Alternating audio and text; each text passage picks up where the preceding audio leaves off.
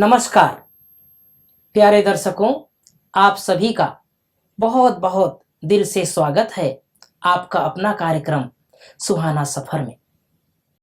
एक चिड़िया ने मधुमक्खी से पूछा कि तुम इतनी मेहनत से शहद बनाती हो, लेकिन इंसान तुम्हारा सारा शहद चोरी करके ले जाता है। तो मधुमक्खी ने बहुत सुंदर जवाब दिया कि ये चिड़िया, इंसान मेरा केवल शहद ही चुरा सकता है, लेकिन मेरी शहद बनाने की जो कला है उस पर मेरा ही अधिकार है। सचमुच हम सब अपने जीवन में इस बात का जरूर ध्यान रखें कि हमारे अंदर बहुत कलाएं हैं और उन कलाओं का बहुत विकास भी कर सकते हैं। इन्हीं सुंदर विचारों के साथ आज परिचर्चा का प्रारंभ करेंगे और इसके लिए सूर्य भाई जी, गीता बहन जी, गीता संतोषी बहन स्टूडियो उपस्थित हैं। आइए इन तीनों का स्वागत करते हैं। आप तीनों का बहुत बहुत स्वागत है। भाई जी, जैसे हमारे अंदर कलाएं तो होती है, विशेषताएं भी होती है, लेकिन कई बार उन कलाओं का अभिमान भी आ जाता है और कभी कभी वो जो हम भूल चूक की चर्चा कर रहे थे पिछले एपिसोड में, उस भूल का भी प्रभाव हमारे कलाओं पर ही पड़ता है। पहले तो मुझे मधुमक्खी की बात सुन के बड़ा आनंद हुआ। जी जी। मधुमक्खी ये भी सोचती होगी हम सब मिल के शहद तैयार करते हैं जी, लोग उससे सुख पाते हैं, जी जी, हमारा जीवन धन्य है जी। कितनी दवाइयों में वो काम आता है। हाँ, हाँ, कितनों के मुख को मीठा करता है और जी। कितनों के जीवन को और मिठास निस्वार्थ कर देता भावना है। से। तो बहुत अच्छी बात है, हम मधुमक्खियों से सीखें हाँ। कि हमारा जीवन दूसरों के लिए हो, हम दूसरों को मिठास देते चलें, उनके जीवन में मिठास भरते चलें। तो बहुत अच्छी बात है। लेकिन दूसरी जो बात है जी, कि शहद ही तो गया, कला तो नहीं गई। जी जी जी। मुझे जब आप ये बात सुना रहे थे, मुझे एक सच्ची घटना याद आई। जी। दिल्ली में एक कन्या पीएचडी कर रही थी। अब आजकल लिखते तो नहीं, लैपटॉप में सब फीड था। अब वो अपना ये जो बैग होता है पीछे लगाने का, उसमें लैपटॉप रखा और वो अपने कॉलेज जाती थी। अब बसों में भीड़, अब उसका लैपटॉप किसी ने पीछे से निकाल लिया। ओहो। अब आप समझ सकते हैं, पीएचडी का सब कुछ उसमें था। हाँ। जो उसने थीसिस तैयार करनी थी उसका सब कुछ उसमें था और वो उसका चोरी हो गया। माँ बाप दोनों डॉक्टर। मैं उनके घर गया, बताया कि देखो लड़की बहुत निराश हो गई है। मैंने उसकी सारी बात सुनी और मैंने उसको कन्विंस किया कि तुम अब बिल्कुल निराश न हो, और कभी कभी कोई घटना बड़ी कल्याणकारी हो जाती है, तुम इससे भी अच्छा लिख पाओगी। और बस उसकी खुशी लौटी और मेडिटेशन से उसकी बुद्धि फिर से स्टेबल हुई और उसने बहुत अच्छा तैयार कर लिया। तो कभी कभी ऐसी चीजें भी जीवन में हो जाती हैं। तो क्रिएटर हम हैं। अगर मधुमक्खी क्रिएट कर सकती है, वो निराश नहीं होती जब उसका छत्ता तोड़ दिया जाता है और उनको उड़ने के लिए मजबूर कर दिया। देखिए उनका तो घर भी उजाड़ दिया जाता है। हम भी अपने जीवन में ऐसा साहस और हिम्मत बटोर कर रखें कि जीवन में जो कुछ भी उतार चढ़ाव आते हैं, मान लो धन ही चला गया, मकान चला गया, कुछ भूकंप हो गया, सब कुछ गिर गया, लेकिन क्रिएट तो हमने किया था ना, तो हम फिर क्रिएट कर लेंगे। एक तो ये बहुत अच्छी बात हमारे बुद्धि में रहनी चाहिए। मिस्टेक की बात जब चल रही है तो मुझे याद आया एक सच्ची घटना। एक स्टूडेंट थोड़ा सा पढ़ाई में लापरवाह था बुद्धिमान लेकिन लापरवाह था। टीचर पढ़ा रहा था, वो अपने इसमें मोबाइल में लग गया, ध्यान गया टीचर का और उसने उसको दो चार बातें सुना दी। तनातनी हुई क्लास के बीच में और लड़के को इतना गुस्सा आया कि उसने एक थप्पड़ अपने मास्टर जी को मार दिया। अब ये बात तो बड़ी खतरनाक हो गई और सारा स्टाफ जो था टीचर्स से सब इकट्ठे हो गए, इसको निकालो, बस उसका अखबार में भी दे दिया, नाम बदनाम हो गया। अब उसको कोई एडमिशन नहीं देता था। अब माँ बाप भी परेशान, अब वो भी उसको बहुत कुछ बोल रहे हैं, तुम्हारा क्रोध इतना ज्यादा कि और गलती भी किया कि टीचर जिसको भगवान के समान मानते गुरु हैं, मानते हैं, वो सिखा रहा था। लेकिन आखिर में समझौता हुआ। माँ बाप ने बच्चों को कहा गुरु के चरण छूने पड़ेंगे और बार बार उससे माफी मांगनी पड़ेगी तुम्हें, और कहो मुझे एक के बजाय 10 थप्पड़ आप मार लो मास्टर जी। तब लेकिन फिर टीचर्स ने तो बहुत विरोध किया कि हम्म। नहीं, इसको बिल्कुल क्षमा नहीं देनी, दान नहीं देना।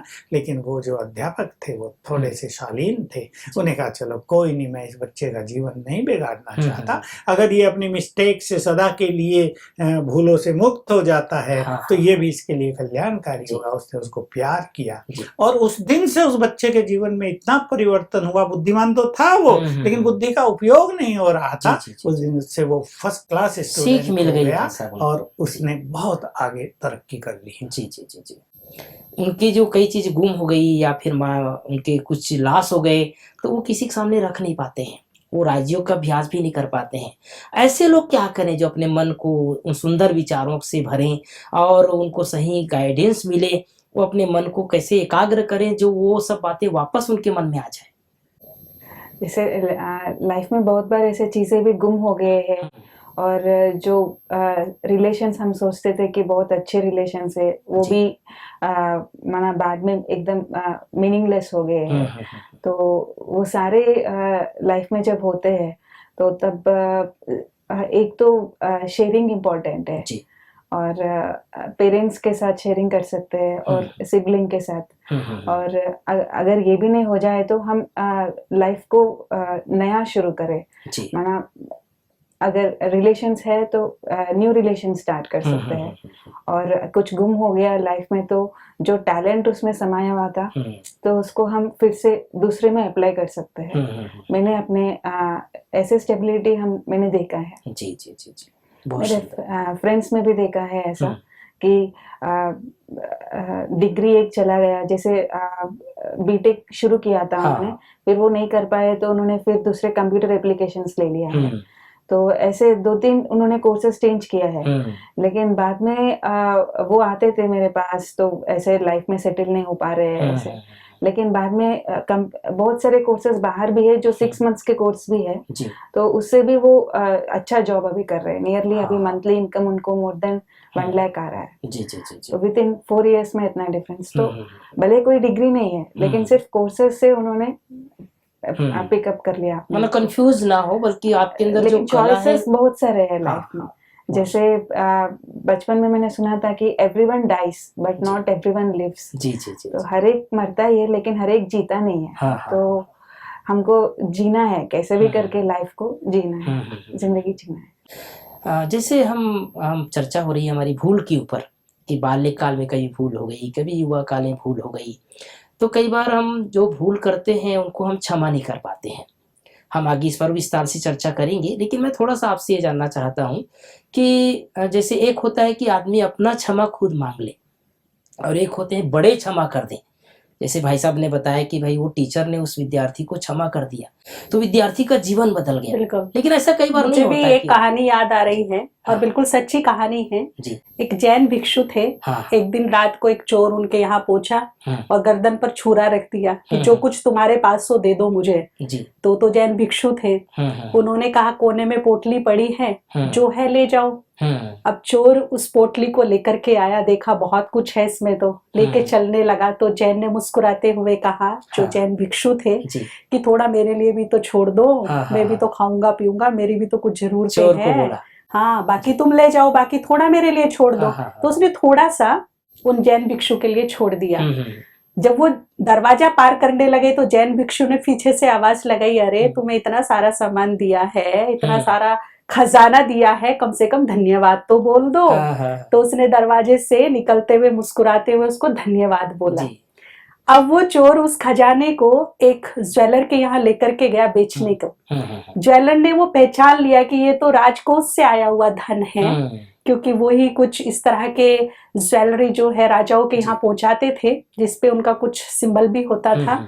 तो उसने ये पहचान लिया कि ये तो राजाई फैमिली से आया है और उसने वहां सूचना दी कि आपके राजकोष से कुछ चोरी हुआ है और उस चोर को मैं जानता हूँ। तो राजा ने उसे अरेस्ट किया, चोर को, और कहा कि तुम्हारा इतना दुस्साहस कि तुम मेरे राजकोष से धन चोरी कर लो, तुम्हारा इतना दुस्साहस, तुम्हें सीधा मृत्यु दंड दिया जाएगा। तो वो चोर गिड़गिड़ाता है, कहते कि नहीं नहीं, मैं तो तुम्हारे राजकोष से चोरी किया ही नहीं है, मैं तो जैन भिक्षु के यहाँ गया था और वहां से ये लेकर के आया हूँ।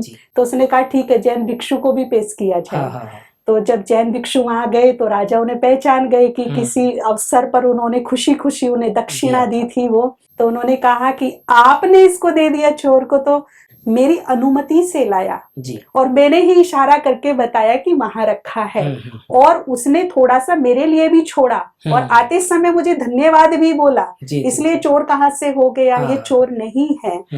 ये बात सुनकर राजा ने उसे मुक्त कर दिया। लेकिन उस जैन भिक्षु के पॉजिटिव एटीट्यूड से, उसके क्षमा भाव से, उसकी नेचर से एक चोर का जीवन बदल गया।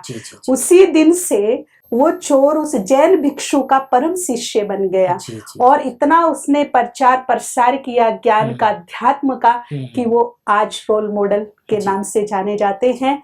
तो इस तरह से हम अपने क्षमाशील नेचर से, अपने रहम दिल से, दया से, अपने पॉजिटिव एटीट्यूड से पता नहीं कितनों के जीवन बदल सकते हैं। जी जी भाई जी, कैसे जैसे कई बार ऐसा भी होता है कि मेरे साथ इसने कुछ घटना किया या मेरे साथ कुछ गलती की, अब इनको सजा मिलना चाहिए, मैं क्यों क्षमा करूं? ऐसा भी कई बार मन में आता है कि हर एक के अंदर नहीं आता कि मैं आपको सबको माफ कर दूं, क्षमा कर दूं। कई लोग इस क्षमा भाव को हर फील्ड में उचित भी नहीं मानते और होता भी नहीं है। इतिहास में तो पृथ्वीराज पर भी मोहम्मद गौरी आक्रमण करता था, जी। उसको वो क्षमा कर देते। महमूद गजनवी जिसने सोमनाथ का मंदिर लूटा था, वो भी बार बार भारत के छोटे राजाओं पे आक्रमण करता था, लूट के ले जाता था। उसका लक्ष्य था लूट के ले, ये लोग गरीब थे बहुत और भारत से लूट फूट के अपना प्रजा को सुखी रखते थे। तो क्षमा करते रहे लोग, वो आते रहे, लूट के लेते रहे, नहीं तो दो राजा भी यहाँ के मिल जाते तो उसको मार डालते, नष्ट कर देते। तो इतिहासकार ये कहते हैं यहाँ के ये जो राजाओं में क्षमा भाव, ये मैंने यहाँ राजाओं के संस्कार में थी कि उनकी भी क्षमा कर दो जो चोरी करके तो जो राजाओं का ये संस्कार है गलत है। नहीं तो पृथ्वीराज जैसे शक्तिशाली सम्राट को और वो छोटा सा मोहम्मद गौरी काबुल का बादशाह हरा दे, इम्पॉसिबल था। इसलिए वो कहते हैं क्षमा नहीं करना चाहिए। और एक जो कॉमन मैन है उसमें 1, 2, 3 गलतियां क्षमा योग्य हैं, लेकिन कोई इसका डिसएडवांटेज उठाता रहे और गलतियां कर करके क्षमा मांगता रहे। जी। जैसे धर्मों में भी है कि भगवान से क्षमा मांग लो, माफ कर देगा। अगर श्री कृष्ण शिशुपाल जैसे दुराचारी पापाचारी की 100 भूलें माफ कर सकता है, तो जो हम श्री कृष्ण को अपना इष्ट देव मानते हैं, उसकी पूजा करते हैं, क्या हम लोगों की 10 भूलें माफ नहीं कर सकते? लेकिन बात यदि सेल्फ डिफेंस की है, बात यदि देश की सुरक्षा की है, तो बात अलग है। उसकी बात अलग है। लेकिन अगर छोटी मोटी भूलें हैं मेरी रोजमर्रा की दिनचर्या में, मेरी फैमिली रिलेशन में या फिर मेरे कारोबार के, उसमें बात बड़ी नहीं है, उनको तो माफ करने में कोई हर्जा नहीं है, मैं समझती हूँ। हाँ, देखिए उसमें भी अगर उनको माफ करने के बाद वो चेंज हो जाएं, जैसे हमने स्टूडेंट की बात कही, वो चेंज करते हैं अपने को और वो अपने को महान ऐसा बना दें कि उसकी भूल को लोग भूल जाएं और उसको वरदान मानने लगे। तो यहाँ क्षमा दूसरों के लिए वरदान और क्षमा करने वाला व्यक्ति बहुत महान होता है। कहा यही जाता है कि एक महान व्यक्ति, एक शक्तिशाली व्यक्ति ही दूसरों को क्षमा कर सकता है। और जैसे गीता बहन ने कहा, जहाँ बात डिफेंस की है, मान लो आतंकवादी आ रहे पाकिस्तान से हमारे देश में, सब जानते हैं, हम कहें उन्हें क्षमा कर दो, मारो नहीं, ये गलत हो जाएगा। तो हम सभी इसकी विशालता को भी समझें और क्षमा उनको करें जहां सुधरने की गुंजाइश हो। नहीं तो कलयुग के अंत में लोगों की ये मेंटेलिटी है, वो हर चीज का दुरुपयोग करने लगते हैं। भाई ये व्यक्ति तो बहुत सहनशील है, क्षमाशील है, ये तो हमें क्षमा कर ही देगा, तो करते रहो। लेकिन इससे, ऐसी क्षमाशीलता से दूसरों का नुकसान हो जाता है। इसलिए हमें क्षमाशीलता के साथ विवेकशील भी बहुत होना चाहिए। जी। गीता बहन, आप ट्रॉमा सेंटर पर आप सेवा देते हैं, कार्यरत हैं, आप लोगों के बीच रहते हैं, बहुत सारे लोग आपके सामने आते हैं और इस तरह की परीक्षाएं आपके सामने आती होगी, भाई किसी को क्षमा कर दें या किसी से क्षमा मांग लें। आप ऐसे सिचुएशन में क्या करती हैं? जो मैं इक्विपमेंट की जो मेंटेनेंस का है, वो बहुत सिर्फ डायग्नोसिंग का नहीं है, थेरेपेटिक भी होते हैं। माना वेंटिलेटर जो है वो थेरेपेटिक है, माना उसमें कुछ मिस्टेक नहीं होना चाहिए। जनरली तो स्टैंड बाय रखते हैं, लेकिन हमारा एक मिस्टेक भी किसी का लाइफ भी ले सकता है। जी जी जी जी जी। ये भी होता है। तो इसलिए मतलब पूरा ध्यान रखना पड़ता है उन तो सारी इसलिए चीजों हम प्रोटोकॉल्स बनाते हैं हम्म। वहाँ पर, तो कि ये प्रोटोकॉल फॉलो करना है। हम्म, अगर वो प्रोटोकॉल फॉलो नहीं करते हैं तो डेफिनेटली मिस्टेक्स होते हैं। हम्म, इसलिए हम पहले से ही प्रोटोकॉल्स बनाते हैं। हम्म, और बाई चांस अगर इसने प्रोटोकॉल फॉलो नहीं किया है जी तो उसको कुछ दिनों तक तो हाँ, मना ही करते हैं काम हाँ, करने के हाँ, लिए, क्योंकि वो मेन फील्ड होता है। हाँ हाँ, एक इसलिए- प्रकार से पनिश देते हैं उनको, हाँ, सजा देते हैं कि मैंने आपने अभी किसी के गलत- प्राणों की बात है ना, जी, जी, किसी की ऐसी जान जा जगह- सकती जी, वहाँ जी, पर वी कैन नॉट फॉरगिव। जी। वहाँ पर फॉरगिव माना इंटरनली फॉरगिव अलग है, लेकिन लेट गो नहीं कर सकते वहाँ पर, एक्शन लेना पड़ता है। जी जी जी जी। ये भी बहुत समझने की चीज है कि कहाँ पर अपने को क्षमा करना है, कहाँ किसी का जीवन का सवाल है, तो वहां पर बहुत ध्यान रखने की आवश्यकता है। इसके अलावा आप बीच में सबके बीच रहते हैं, फील्ड में रहते हैं, आपको कभी कभी ऐसा चिड़चिड़ापन आता होगा, आपके मन में कुछ ऐसे संकल्प चलते होंगे, आप इस समय क्या अभ्यास करते हैं वहां पर? पहले तो एडजस्ट होने में, नया एनवायरनमेंट में आते हैं तो एडजस्ट होने में टाइम लगा, हाँ लेकिन धीरे धीरे मन में ये बात बैठ गया है कि लोग नहीं बदलेंगे। जी इधर आके 8 साल हुआ, लेकिन हाँ। कभी ये महसूस था नहीं हुई कि ये चेंज हुए हैं। हाँ हाँ लेकिन खुद को चेंज करना शुरू कर लिया अभी, जी। अकॉर्डिंग टू उन लोगों के साथ। हाँ हाँ जैसे अभी वो ऐसे ही कर रहे हैं तो हमको कैसे करना है, माना हमको तो लास्टली वो सर्विस ओरिएंटेड होना चाहिए। अगर हम वो मैन ओरिएंटेड या एम्प्लॉय ओरिएंटेड होंगे, जैसे कोलीग ऐसे ही कर रहे हैं, जी। अगर तो काम नहीं हो पाएगा। तो सर्विस ओरिएंटेड होंगे तो आगे बढ़ेंगे, अंदर से संतुष्टता नहीं आती है। तो मैंने यही सीखा है कि सर्विस ओरिएंटेड होना जी चाहिए। जी जी जी। चिड़चिड़ापन वगैरह वो आते हैं, लेकिन उसको साइड में रख के पहले सर्विस करते हैं, हाँ हाँ फिर जो इश्यू क्लियर करना है कोशिश किया क्लियर करने का, नहीं होता है तो छोड़ देते हैं। आपके साथ वाले हैं, आपको कुछ बोलते होंगे, हाँ आपको चिढ़ाते होंगे, तो उनके लिए कभी गुस्सा नहीं आता? नहीं, उसको अभी सुनते हुए भी नहीं सुन रहे हैं, अच्छा क्योंकि वो अभी वो समझ नहीं रहे कि वो गलत कर रहे हैं। उनको हाँ। लग रहा है कि वही करना करेक्ट है। कि हम कई बार दूसरों को समझाने का प्रयास तो करते हैं, लेकिन वो समझते ही नहीं है, तो फिर अपने को ही समझा लेते हैं। हाँ, अपने को भी समझा लेते हैं, और कभी कभी वो जो गलती कर रहे हैं जिससे मरीजों को कष्ट हो सकता है, जी, उसको भी ठीक कर वो बड़ी देते हैं। बात है कि हाँ। अगर कोई मरीज का जहाँ पर प्रश्न है, हाँ। पेशेंट का जीवन का प्रश्न है, तो वहां पर तो आपको थोड़ा पूरा ध्यान रखना ही क्योंकि पड़ेगा। वेंटिलेटर पे कोई पेशेंट है, जी जरा मिस्टेक से उसके लोग हाँ। भी भड़क सकते जी हैं। जी जी डॉक्टर की या जो स्टाफ है हाँ, उसकी हाँ। जरा सी गलती से उसकी जान भी जा सकती जी, है। जी, एक सुंदर बात अभी स्पिरिचुअलिटी की सभी को कहना चाहूंगा, जी चाहे वो घरों की बात हो, डिपार्टमेंट की बात हो, हॉस्पिटल की बात हो, किसी भी संगठन की बात हो, जी यदि उसमें 2-4 बड़े लोगों की मनोस्थिति अच्छी रहेगी जी जी तो सब कुछ अच्छा होता जाएगा। बल्कि मैं तो इतनी सूक्ष्मता से बात कहूंगा, जी जैसे इनको मेंटेनेंस का काम है, हाँ, हाँ, मशीनें हैं बहुत सारी, जी। अगर इनकी मनोस्थिति बहुत सुंदर है तो सभी मशीनें ठीक ठीक काम मना करेंगी। उनको ये साधारण भाषा में समझे कि अपने मन को भी मेंटेन करके रखना। बिल्कुल, मन को अगर मेंटेन कर लिया ठीक से, उसे जी। पीसफुल रखा, जी। काम एंड क्वाइट तो मशीन भी रखा, मेंटेन रहे। तो मशीन ऑटोमेटिकली काम अच्छा करती रहेगी। तो ये एक बड़ी सूक्ष्म गति है कि मनुष्य के मन का प्रभाव मैटर पर जी। बहुत गहराई से पड़ता है। जी, जी, तो इसका हम सभी को अपने अपने घरों में भी ध्यान रखना चाहिए। मान लो एक गृहिणी भोजन ही बना रही है, जी। अगर उसकी मनोस्थिति अच्छी है तो उससे कभी गैस खुली छूटेगी ही नहीं, ताकि गैस फैल जाए और माचिस या वो लगाएं तो एकदम से चारों ओर आग भड़क उठे, उससे ये होगा नहीं। और अगर मान लो उसकी मनोस्थिति बहुत अच्छी है, जैसे कि केस सुनते हैं कि दूध उबल रहा था, बहन जरा काम करने गई, ऊपर से छिपकली गिर गई, दूध जहरीला हो गया, जिसने पिया वो सब मर गए। लेकिन अगर मनोस्थिति बहुत अच्छी, अगर मेडिटेशन का बहुत अच्छा अभ्यास होता है तो उसको आभास हो जाएगा समथिंग इज रॉन्ग, या जब वो गिरेगी तो उसकी आवाज उसको सुन जाएगी और वो उसको फेंक देगी। तो कुछ ऐसा हो जाएगा, या वो ऐसा करेगी कि उसको एक संकल्प आ जाएगा, आज इस दूध को अब ये गर्म तो हो गया, इस बर्तन में दूसरे बर्तन में बदल देती है, और जैसे बदलेगी तो उसे सब क्लियर हो जाएगा। तो मनोस्थिति का प्रभाव सिचुएशंस पर, एनवायरनमेंट्स पर, मशीनों पर, साथियों पर, सब पे बहुत गहरा पड़ता है। इसको सभी ध्यान रखेंगे तो बहुत सारी मिस्टेक से बच जाएंगे। ये बात बिल्कुल सही है। कैसी भी बड़ी परिस्थिति हो, लेकिन मनस्थिति सही हो तो परिस्थिति भी छोटी लगने लगती है। परिस्थिति हमारे अनुकूल बन जाती है, हमारे फेवर में आ जाती है अगर हमारी मनस्थिति ठीक है। जो भी मैंने कर्म किए उसका प्रभाव किस किस पर पड़ा, एक तो ये जो प्रकृति मेरे चारों ओर है उस पर इसका प्रभाव पड़ता है। दूसरा, जिसके साथ मिलकर किया, कुछ अच्छा किया किसी के साथ, बुरा किया किसी के साथ, तो वो कौन? वो है आत्माएं। मैं भी आत्मा हूँ, अजर अमर अविनाशी है।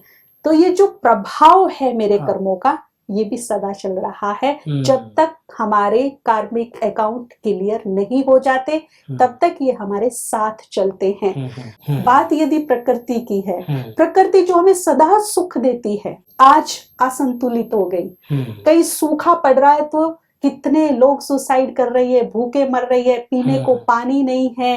कहीं बारिश हो रही तो बाढ़ में लोग बह गए, कहीं सुनामी आ गई तो शहर नष्ट हो गए, कहीं बादल फट गए तो पूरा तबाह हो गया एरिया। प्रकृति असंतुलित हो रही है। क्यों? जैसे मेरे मन में नेगेटिविटी आई, मनोविकारों की प्रवेशता हुई, मेरे विचारों में नेगेटिविटी आई, तो वो नेगेटिव वाइब्रेशन सबसे पहले प्रकृति को गए। और जो शक्तिशाली सुखदायी प्रकृति थी, कहीं ना कहीं वो असंतुलित हुई, दुखदायी हुई और उसने दुख देने शुरू कर दिए। ठीक इसी प्रकार से जो भी मैंने कर्म किए, अच्छे बुरे, सुखदायी या दुखदायी, वो आत्माओं के साथ किए। वो प्रभाव वो लेकर के मेरे साथ आ रहे। कभी कौन कहाँ किस मोड़ पर आता है, कुछ लेके चला जाता है, कुछ दे करके चला जाता है। कोई स्माइल दे जाता है, कोई आंसू दे जाता है, कोई हार का कारण बन जाता है, कोई जीत का कारण बन जाता है। अगर मेरे कार्मिक अकाउंट नेगेटिव है आत्माओं के साथ, चाहे वो इस जन्म में है या पूर्व जन्म से रिलेटेड है, तो उनके मन में जो मेरे लिए नेगेटिविटी है, जो खिन्नता है, जो क्रोध है, जो उन्हें भी नहीं पता, लेकिन एक अनजाना सा छिपा हुआ है आत्मा के अंदर, जो मुझे निरंतर एक नेगेटिविटी दे रहा है, मेरे मार्ग को, मेरे जीवन को बाधित कर रहा है। इस खिन्नता को, इस बदले के भाव को यदि मुझे शांत करना है, इससे अपने कर्म बंधन मुझे काटने हैं, तो मैं क्या करूं? उसके लिए बहुत जोरदार, बहुत ही दिव्य गुण, बहुत शक्तिशाली मूल्य है, वो है क्षमा। तो इस पर हम विस्तार से चर्चा करेंगे कि क्षमा देखिए क्या क्या कर सकता है, कितना चमत्कारिक गुण है ये क्षमा। गीता बहन, जैसे आप युवा हैं और आपके साथ युवा लोग भी रहते होंगे आप संगठन में, हमारे बहुत सारे युवा दर्शक भी हैं और सबके बीच अच्छे से रहते हैं, तो हमारे युवा दर्शकों के लिए आप क्या संदेश देना चाहते हैं? जो मन में इमेजेस होते हैं तो उसके अनुसार हमें स्थिति बना सकते हैं और लाइफ भी बना सकते हैं, माना we can live life fully. कि सभी यूथ को मैं यही मैसेज देना चाहती हूँ कि पहले अपने टारगेट के ऊपर वो कंसंट्रेट करें। और जो मैंने सीखा है कि लाइफ में जो डेस्टिनेशन है उसके ऊपर उसको तो जाना ही है, लेकिन जर्नी के ऊपर हम ज्यादा ध्यान दें। और जैसे लाइफ अफेयर्स है और नया रिलेशंस बनाना है, उसमें ज्यादा कंसंट्रेशन से अच्छा पहले जो है उसमें स्टेबिलिटी होकर के होल्ड ऑन करके और गो ऑन करते रहे तो डेस्टिनेशन ऑटोमेटिक हम रीच कर सकते। मैं तो जब भी जो भी कार्य शुरू करते हैं तो इंटरनली मैं एवरीथिंग गॉड को दे देती हूँ कि जो भी है आप करो। तो उससे ही मेरा हर कार्य में क्या फिजिकल लेवल में फर्स्ट नहीं आ पाती हूँ, लेकिन माइंड तो स्टेबल रहता है। तो यही मैं सबको बताना चाहती हूँ कि जो भी है भगवान का दिया हुआ है, तो उसको अगर समर्पित करके हम कर लेंगे तो हम संतुष्ट भी रहेंगे और हमारे जो केयर टेकर्स है, पेरेंट्स है, सब है, वो भी संतुष्ट रहेंगे। जी। विशेष आप लोगों ने ये जानकारी दी कि हमें क्या सोचना चाहिए, कैसे सोचना चाहिए, और अपनी बातों को पकड़ करके न रखें बल्कि बात को शेयर कर दे अपने बड़ों के सामने। और बड़ों का भी कर्तव्य है कि अगर छोटे से कोई गलती हो गई है तो माफ कर दे। आप तीनों समय निकाल करके आए, अपना कीमती समय दिए, हमारे दर्शकों के लिए सुंदर सुंदर विचार रखे, उसके लिए पुनः आप तीनों का धन्यवाद। प्यारे दर्शकों, सचमुच हमारे संकल्प बहुत महान होने चाहिए। हमें खुश होकर के सब काम करने चाहिए। दुखी होकर के या काम उतारने के लक्ष्य से काम न करें, बल्कि आपका एक मुस्कान का प्रभाव सारे समाज के ऊपर पड़ता है। पता है आपकी खुशी और मेरी खुशी में क्या फर्क है?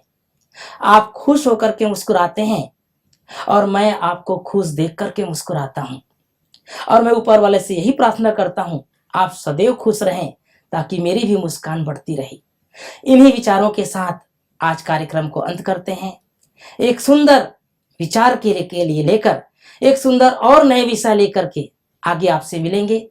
तब तक के लिए आप मुस्कुराते रहिए, हंसते रहिए और एक सुंदर जीवन की यात्रा को बिताते रहिए। आज्ञा दीजिए। नमस्कार।